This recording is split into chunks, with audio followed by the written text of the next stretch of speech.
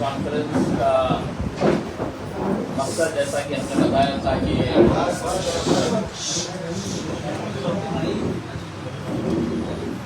Political development खासतौर से महाराष्ट्र के अंदर आने वाले 2-3 महीनों के अंदर मजलिस इत्तेहादुल मुस्लिमीन का क्या प्लान ऑफ एक्शन रहेगा, इन सब बातों को आपसे शेयर करने के लिए यहाँ पर हम आए हुए हैं। इससे पहले कि मैं आज की प्रेस कॉन्फ्रेंस से एक बात मैं पहले आप लोगों को बताना चाहता हूँ कि हमने अपने दौर के ऊपर इंडिया अलायंस के साथ हमने अलायंस की पेशगी की है। हमने कहा है कि अगर भारतीय जनता पार्टी को दूर रखना है और अब तो एकनाथ शिंदे साहब की शिवसेना जिस तरीके का रोल प्ले कर रही है हमारे साथ, अब हमारे नबी करीम सल्लल्लाहु अलैहि वसल्लम के खिलाफ भी जिस तरीके से बयानबाजी चल रही है और उसकी तायीद करने के लिए मुख्यमंत्री खुद आते हैं और उनकी पीठ पर दबा रहे हैं, तो सोचिएगा आज कि हम किस तरफ जा रहे हैं,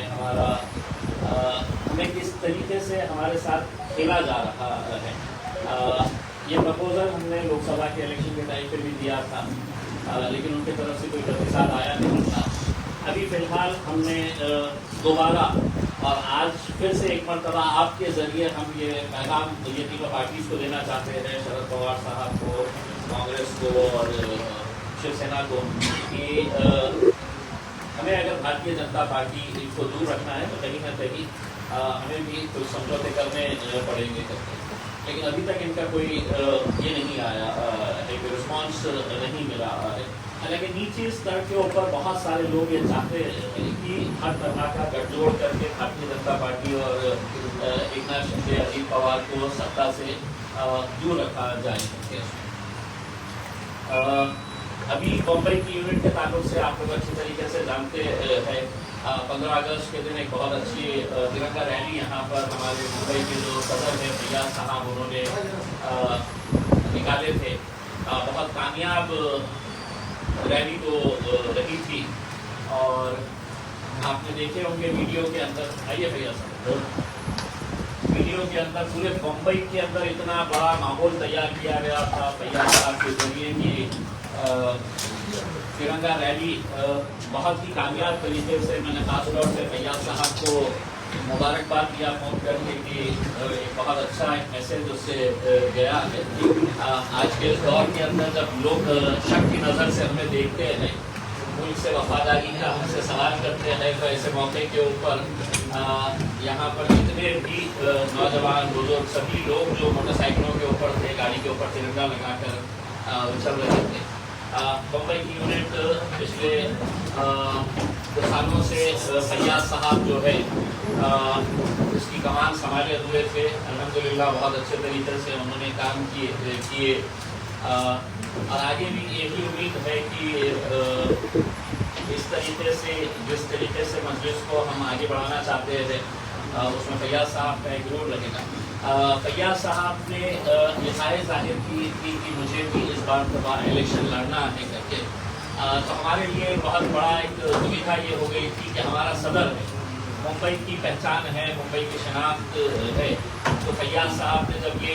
बात कही कि वो खुद इलेक्शन लड़ना चाह रहे हैं, तो हमारे लिए ये था कि अब हम पूरा फोकस जो है जिस कॉन्स्टिट्यूंसी से वो लड़ना चाह रहे हैं वहाँ पर पूरा लगाते हुए हम सबसे ज़्यादा मेहनत जो है वो वहाँ पे करना अभी से शुरू कर देंगे करके। तो फैयाज साहब की रजामंदी से और उनके साथ चर्चा करके ये ओडेफ से जो मुंबई प्रेसिडेंट की जो पोस्ट थी वो उन्होंने छोड़ते हुए उनका भी ये है कि हम पूरा फोकस जो है वो आने वाले वक्त के अंदर अपनी कॉन्स्टिट्यूंसी के ऊपर हम लगाएं करके, क्योंकि इस मरतबा हमें पूरा यकीन है कि अगर सही तरीके से अगर इलेक्शन अगर हम लड़ेंगे तो मुंबई के अंदर भी बहुत अच्छे नतीजे इंशाल्लाह हम लेकर आएंगे और उसमें जो हमारे कामयाब उम्मीदवार रहेंगे उसके अंदर फैयाज साहब का भी रहेगा। अब चूँकि फैयाज साहब का फोकस ये रहेगा तो मुंबई की जिम्मेदारी किसी को, तो हमारे पास रईस लश्करिया साहब जो है वो कांग्रेस के वर्किंग कमेटी के मेंबर है, माइनॉरिटी के मेंबर है वो, तो ये जिम्मेदारी रईस लश्करिया साहब के पास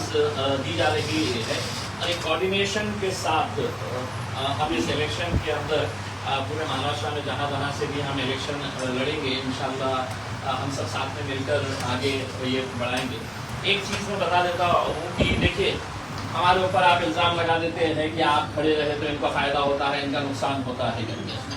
हमारी ख्वाहिश है कि नुकसान होना है तो सिर्फ भारतीय जनता पार्टी का नुकसान होना चाहिए, और वो नुकसान अगर ज़्यादा करना है आपको तो हमने जो अलायंस का एक ऑफ़र किया है, कल के दिन हमारे ऊपर ये उंगली नहीं उठनी चाहिए कि आप क्यों लड़ रहे हैं। आज अगर बातचीत अगर होती है तो यकीनन उसका बहुत बड़ा असर होगा, बहुत बड़ा फ़ायदा होगा सभी को। तो इंशाल्लाह यही बात को लेकर अगले कुछ दिनों के अंदर असद साहब अपने तौर के ऊपर जहाँ पर भी जो भी कैंडिडेट्स लड़ेंगे, तो पार्टी का एक सिस्टम रहा है कि भले ही मैं महाराष्ट्र का सदर हूँ, अहमद बलाला साहब जो है वो हैदराबाद में एमएलए है मजलिस के, मुंबई की जिम्मेदारी भी आप देखे हैं पिछले 2-3 इलेक्शंस के अंदर। तो हमारा सिस्टम रहा है कि सदर होने के बावजूद भी ये इख्तियार मैं इस्तेमाल नहीं करता हूँ। ये इख्तियार हमारे पार्टी के सदर बैरिस्टर असदुद्दीन अवैसी साहब का ही है, और वो अगले कुछ दिनों के अंदर जो कैंडिडेट्स अभी इमीडिएट हमारे को डिक्लेयर करने का है उसके अंदर तो वो फौरन उनके ट्वीट के ज़रिए, उनके लेटर के ज़रिए तो वो डिक्लेयर किया जाएगा। तो मैं चाहूँगा कि पहले फैयाज साहब अहमद बलाला साहब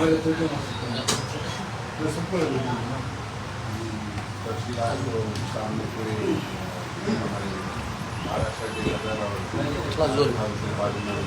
साहब ने आपके सामने रखा है। तो उसी जिम्मेदारी के जहाँ से हमारे मौजूदा महीने के सदर जहाँ से इलेक्शन लड़ रहे हैं वो सीट हमारे लिए निकाल और हम पूरी अपनी जान लगाकर उस सीट को निकालेंगे। वो सीट जीतेगी हाल साथ ने कहा कि पूरी बॉडी एज इट इज़ है, बॉडी का कुछ भी नहीं है, बॉडी पूरी एज इट इज़ है खाली, ताकि कैंडिडेट आपको काम करना पड़ेगा। तो इसलिए सदर साहब ने कर दिया सदारत जनाब रईस लश्करिया साहब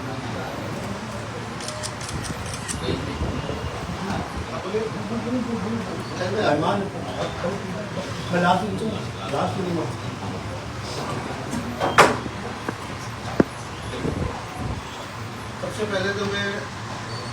इत्तेहादुल मुस्लिमीन की जो सदर है हमारे असदुद्दीन ओवैसी साहब का मैं तहे दिल से शुक्रिया अदा करना चाहूँगा। साथ ही मैं अकबरुद्दीन ओवैसी साहब का भी शुक्रिया अदा करना चाहूँगा। महाराष्ट्र के अध्यक्ष हमारे इम्तियाज जलील साहब, हमारे इंचार्ज मुंबई के अहमद बलाला साहब, आप सभी लोगों का मैं शुक्रिया अदा करना चाहूँगा कि आप सभी लोगों ने मुझे इस लायक समझा कि मैं इस पोस्ट पे आके मुंबई का प्रभार संभालूं मैं और मजलिस को आगे लेके चलूं मुंबई में। जिस तरीके से लोकसभा के अंदर महाराष्ट्र में एक भी मुस्लिम उम्मीदवार नहीं दिया गया अघाड़ी की तरफ से, ना ही विधान परिषद के अंदर कोई मुस्लिम उम्मीदवार दिया गया, इससे हम लोगों को बहुत ठेस पहुंची है। और उसके बाद ही ये हमने नतीजा दिया कि अभी हमको मजलिस के साथ आगे बढ़ना पड़ेगा इंशाअल्लाह।